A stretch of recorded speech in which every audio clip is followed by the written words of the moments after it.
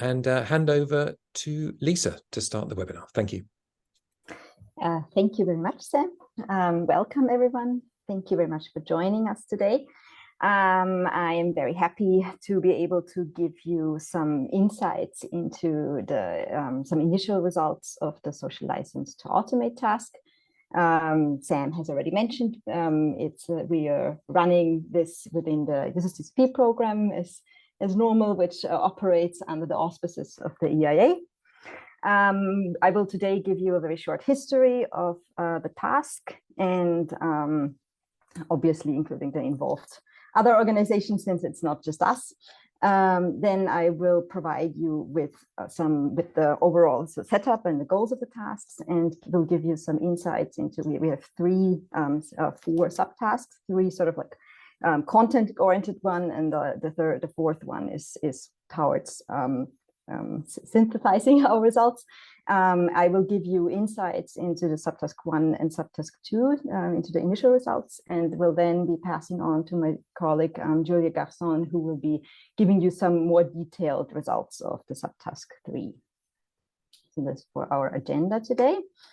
And now this is obviously not doing what it's supposed to do. Just a moment. Yeah, there we go. Yes, as mentioned, we are starting with the history, and I want to quickly address the term or the concept of the social license to automate in this context as well. The social license to automate comes originally from a mining background. It was introduced by Thomas and Boutilier in 2011, and it basically expresses the approval or acceptance of a community of stakeholders towards an initiative that is affecting this community. So it's not about a formal sort of signature, or not just to be okay with the initiative being implemented, but it has a lot to do with the perceived credibility, with the legitimacy, and that it's about the continued approval. So it's not just a moment; it's something that needs to be continuously earned and granted by the affected communities and stakeholders. We had a social license to automate task, a first one that was running 2019 to 2021, which was coordinated by Australia and involved 6 different countries. In this task, we looked at different factors that affect the social license to automate, including user interactions, energy practices, social technical systems, institutional settings, and regulatory frameworks. We analyzed 26 different use cases in this context. And our second phase of this, so the social license 2.0 task, builds on the results that that came from this work. This is a quick overview of our team. We are overall 7 countries. So there's one new country, Ireland, which we're very happy to welcome. Our subtask coordinating countries are Switzerland with Céline Yilmaz, Sweden with Helena Strömberg, and Austria with Julia Garçon. And as mentioned, I'm coordinating this. We're running from 2022 to 2024. So we're sort of half-time in the project right now. The motivation background, as said, is building on the results from the previous task, which showed first that the most DSM programs are very much still designed for generic users. They tend to overlook that there's an impact that user diversity has on awareness, on motivation to join, on what people are looking for in the context of benefit perception and also benefit communication, which actionable knowledge is available, and overall just like the ability to participate, which is affected by many different things, not just financial aspects, but also constraints in everyday practices. Like there we have sort of like framed that as flexibility capital, this aspect. It also, there's a struggle to achieve scaling, to achieve sufficient reach, which obviously has to do also with typically a very sort of a generic group of users being addressed. There's not sufficient effort made to really approach, to work through communities, which is one of the focuses as well that we have in this 2.0 phase. And also there's a failing to involve sort of like create different ways for end users to participate within specific programs that meet different flexibility capitals. And that is also part of the reason why this is so difficult, is also the question of how to identify these users and to be able to target them with specific tailored suggestions of how to participate. And so there's also just missing insights in the data context, in the load, like how to find them through load profiles. And on these insights build the objectives of this 2.0 task, which are to understand the role of gender and diversity factors in the context of energy consumption flexibility, and also building on these insights, identify engagement approaches based on the identified differences, to look at and understand the contribution potential that energy communities can bring on the table in the context of encouraging the granting of a social license to automate. And third, to identify flexibility consumption profile markers via load profiles. And in this context, define criteria also for data quality and standardization to enable this. And building on that, we want to adapt the social license concept in the context of these more in-depth understandings, and also develop stakeholder-specific recommendations based on our insights.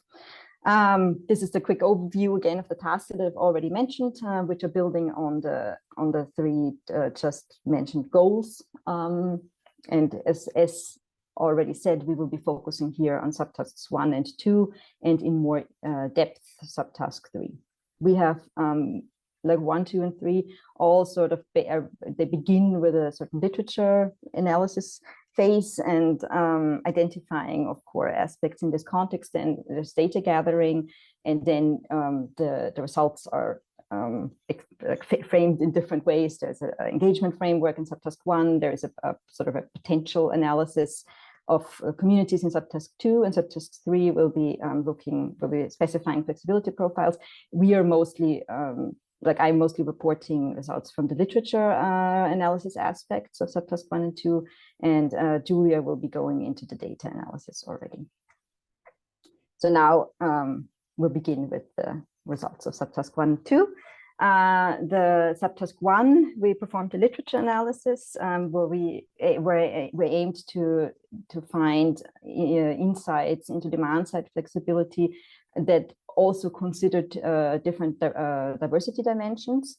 We specifically looked for gender, age, and income, but also other types of diversity dimensions, and in this context, demographic characteristics such as household composition, education, geographical location. We overall identified 255 papers and included in the end 58.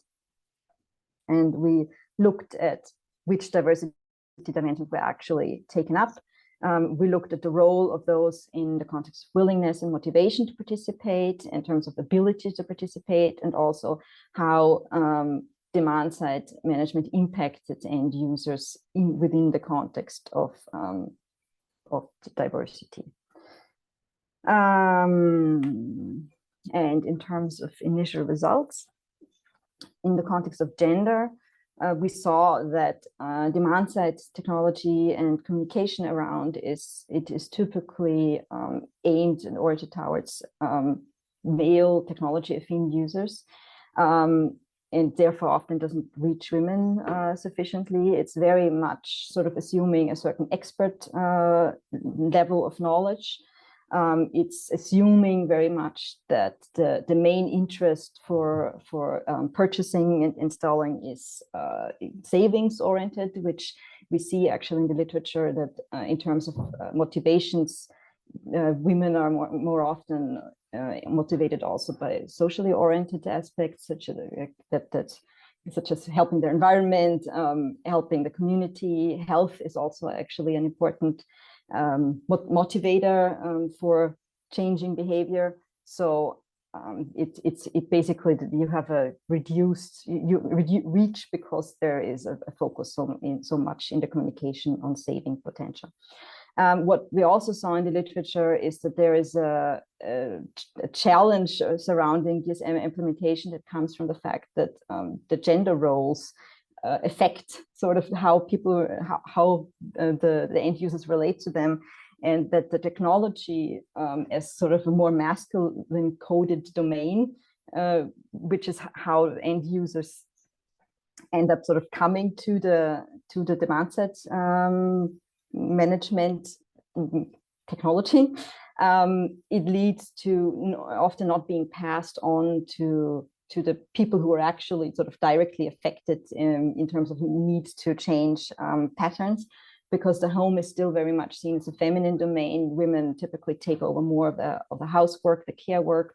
If they don't engage with the technology, the potential to make use of the demand of the technology that's available is limited. So you cannot, there's not an optimized way to make use of this flexibility, because there is a sort of a separation in that sense. If we're looking at income, we see that in low income households, energy saving practices are typically already very much in place anyway, and that the homes are often relatively energy inefficient, and that there's the main challenge of just affordability, like being able to afford technology that is needed to participate. So the problem there is often not the awareness and understanding of what to do, but just the financial limitations. And that brings with it the risk that if one makes the access of cheap energy dependent on being able to afford and to have particular technologies available through automation, one risks to actually exclude the households that would have the most need of cheap energy. So that is a really crucial aspect, how to ensure that the low-income households that are of risk or already affected by energy poverty are not excluded from programs in this context. Looking at age, participation of elderly in general is challenging. There was less literature in this context to be found, specifically with regards to demand-side management. There are challenges regarding lack of digital literacy, of apprehension towards new technologies, also resistance to change. And in the context of younger participants, younger end users, there was more typically openness and interest, but there were social constraints, which if you're looking at student households, if you live in roommate situations, in student homes, or even still with their parents, there's typically just a limited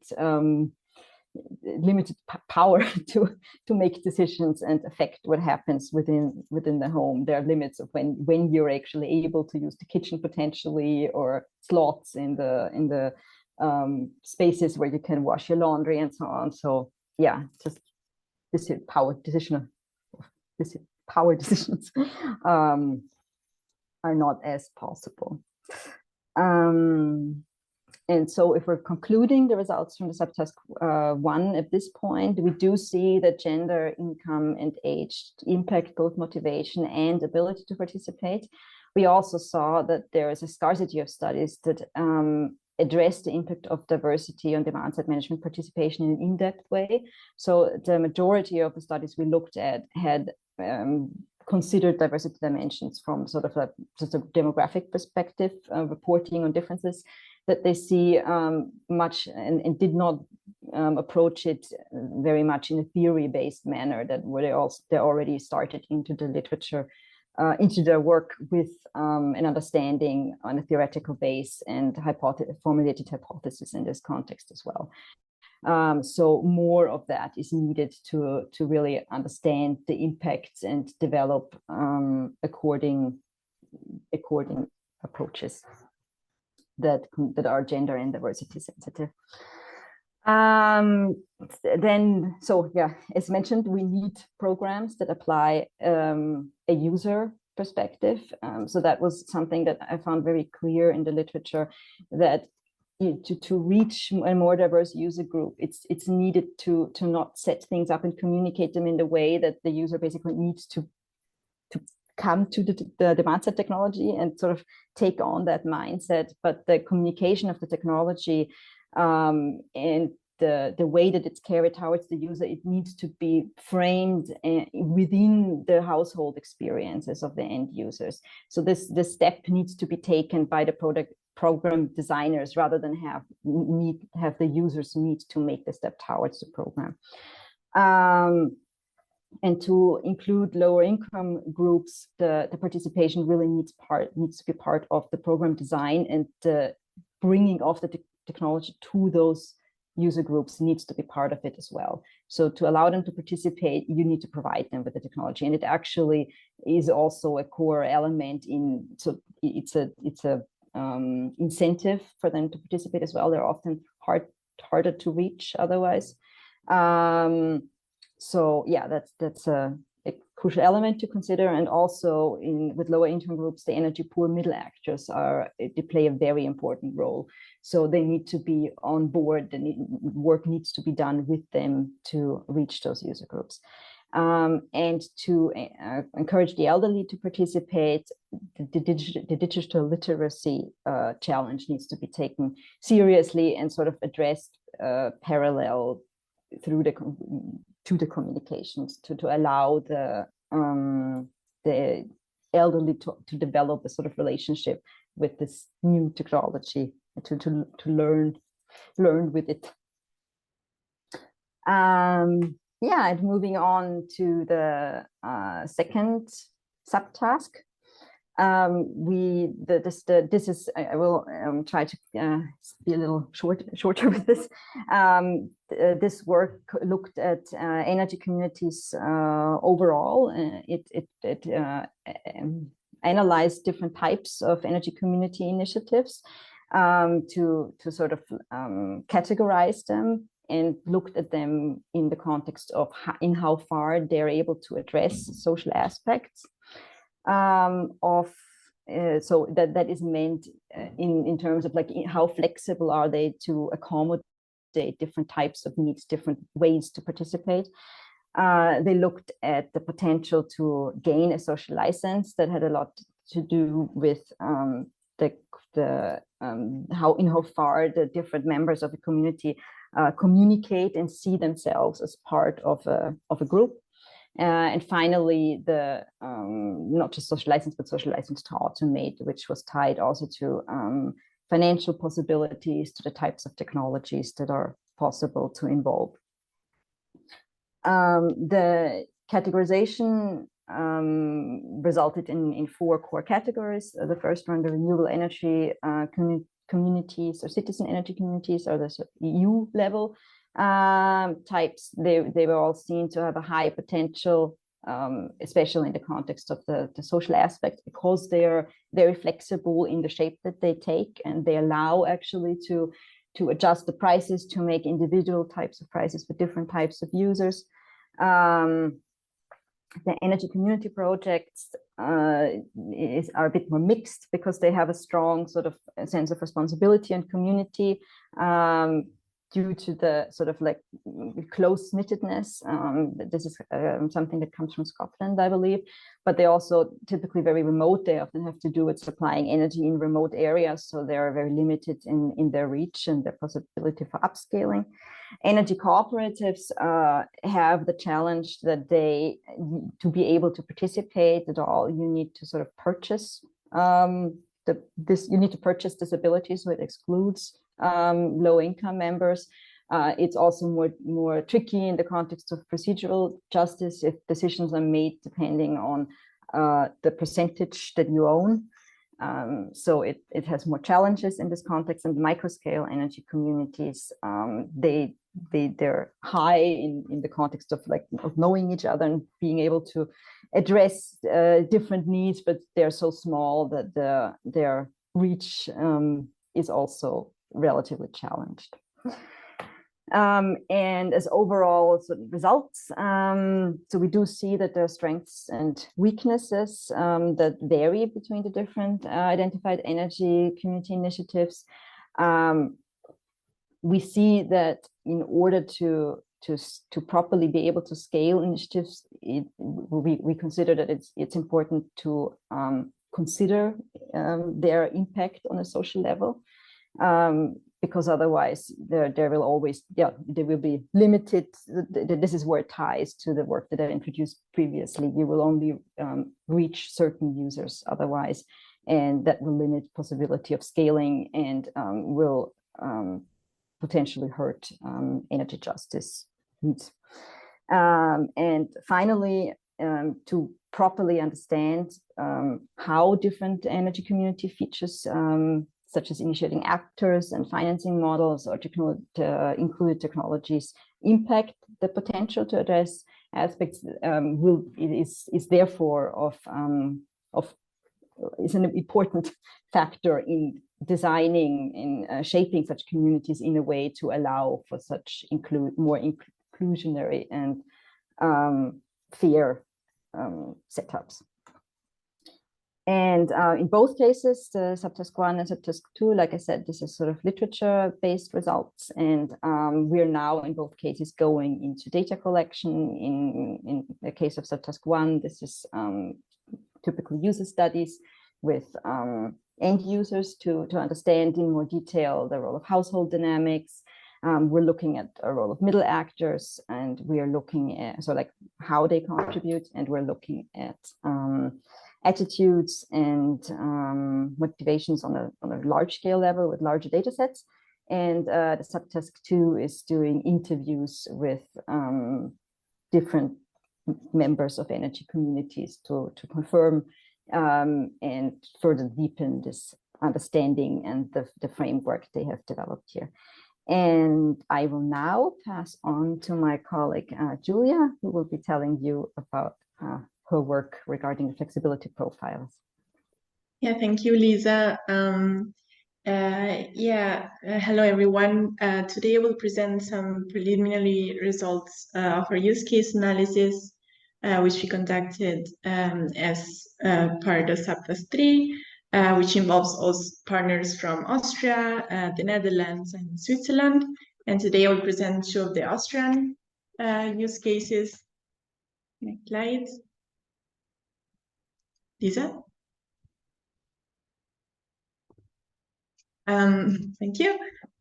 So as for our use case 1, we analyzed the ECHOS data, which comes from a Horizon 2020 project, ECHOS, which aimed at identifying the factors that drive energy-related behaviors from different perspectives, from a multi-level, multidisciplinary, and multi-technological perspective. And 14 partners were involved in the project, and it ran throughout 2018 until 2021.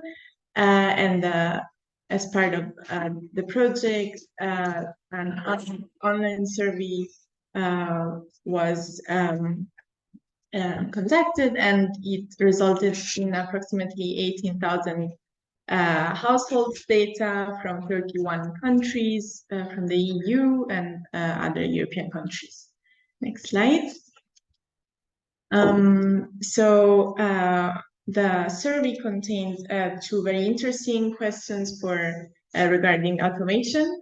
And first, we looked into the question, suppose you allow your grid operator to remotely switch on and off non-critical appliances in your home, and would you say that would benefit the energy transition? And secondly, we looked at the question, would you allow your grid operator to remotely switch on and off non-critical appliances if you were offered a discount? So it's basically, do you see the benefits for the environment, let's say, and do you see, would you be willing to have your house automated?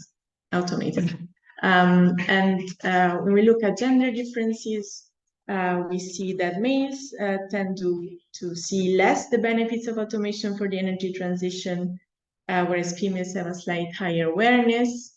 And at the same time, these differences are visible also when it comes to the second question, so whether they would be keen on accepting automation. And we see that females would be slightly more in favor compared to males. Next slide, please. When it comes to age, there are also quite some differences, and generally speaking, we see that younger respondents seem to be more aware of the benefits of automation for the energy transition compared to older age classes. And also with respect to the actual willingness to allow automation in exchange for a discount, we see that younger people are more willing or not as much against it as, for example, age class 55, above 55 years old. And next slide, please. Then we looked at social status, and this was measured by asking respondents to place themselves in a ladder with 5 steps. And the 5th place step would be people who are best off, so who have the most money, most education, and respected jobs. Step 1 would be those who consider themselves worst off, so least money, least education, or no job.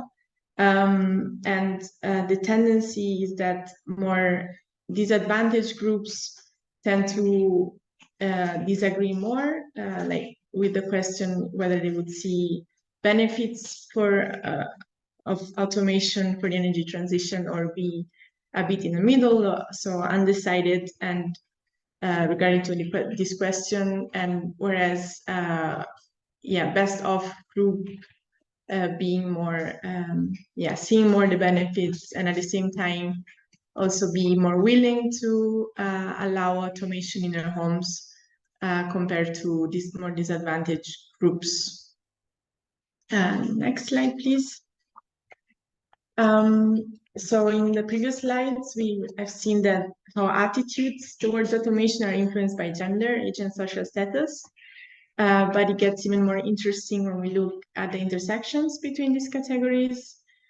So for instance, when we looked at the share of disagree responses for the question that we have also previously analyzed, so if people would allow automation in exchange for a discount, if we looked at it closer, we see that gender has an effect on responses, but it varies across other categories, such as age group and social status.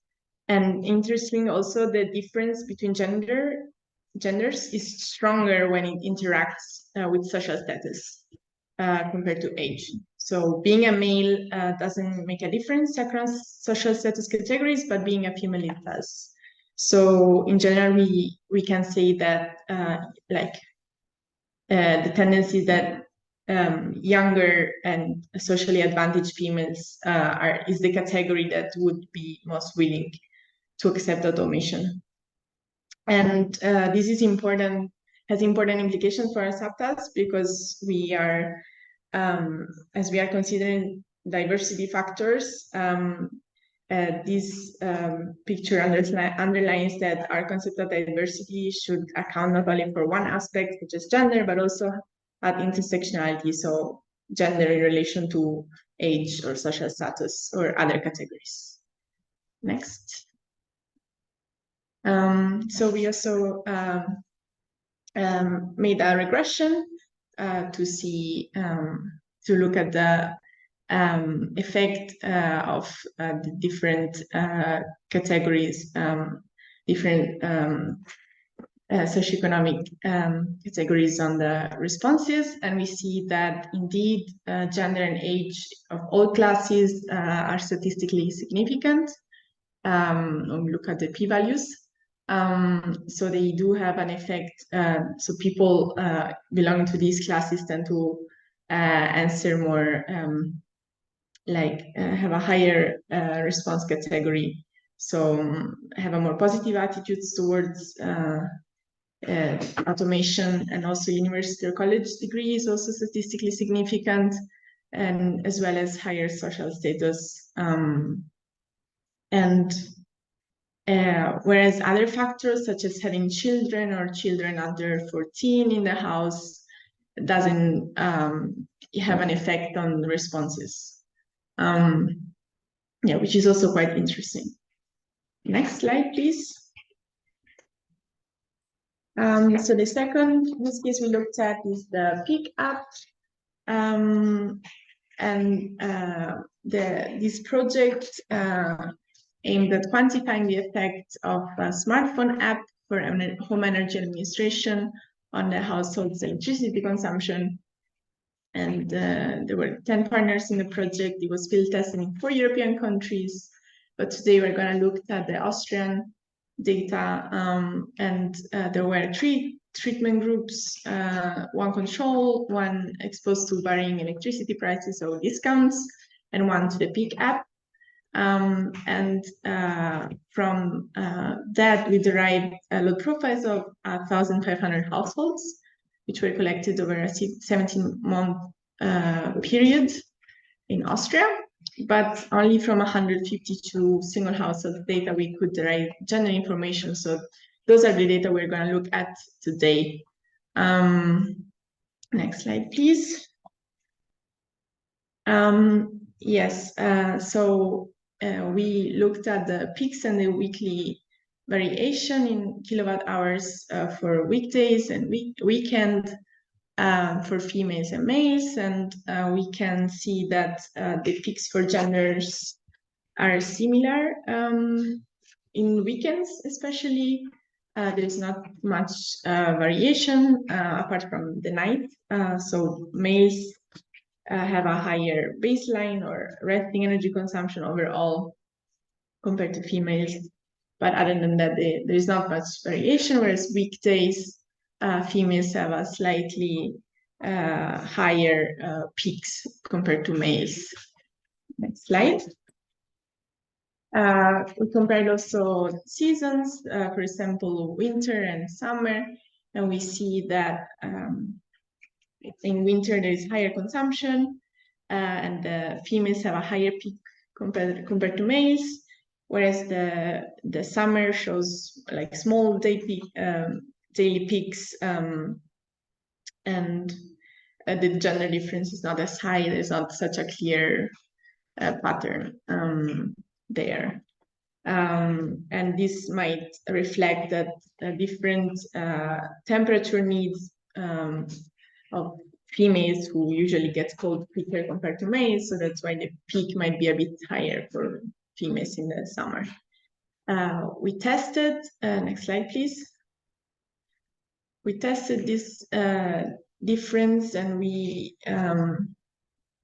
see indeed that during peak hours in winter, there is higher consumption compared to non-peak hours, and for peak hours we took between 4 and 9:45 in the evening, and we see that if you look down at the gender male peak interaction, we see that males reduce their energy consumption during the peak by approximately 14% compared to females.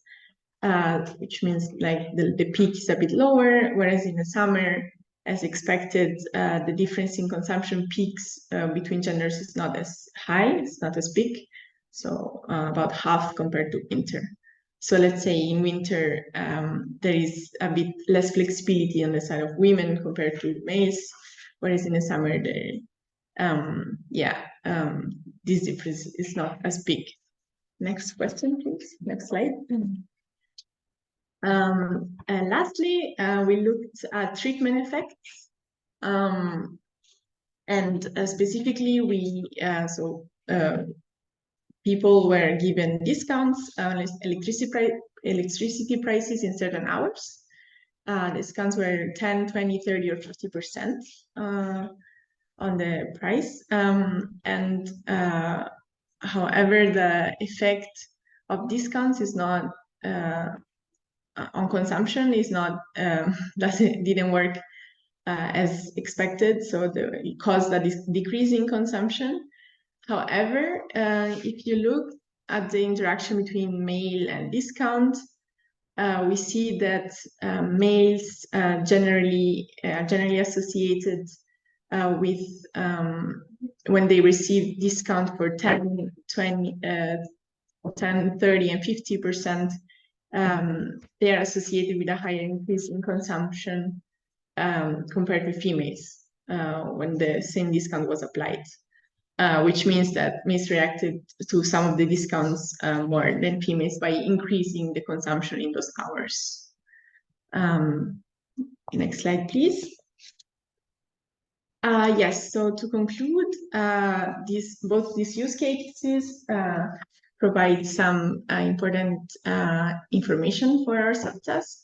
So for the ECHO survey, we can now understand better the difference in attitudes towards automation in Europe, especially about the awareness of the importance of automation for the energy transition and the willingness to accept it across different categories. And also it helped us draw a concept of diversity that accounts not only for one aspect such as gender, but also adds intersectional insights, so gender in relation to other categories. And also the analysis of the PCAP data that's deeper into the flexibility of Austrian single households, and it outlines gender-related load profiles differences with regards especially to peaks, seasonal variation, and treatment effects. Yes, so what comes next? We're gonna probably look at the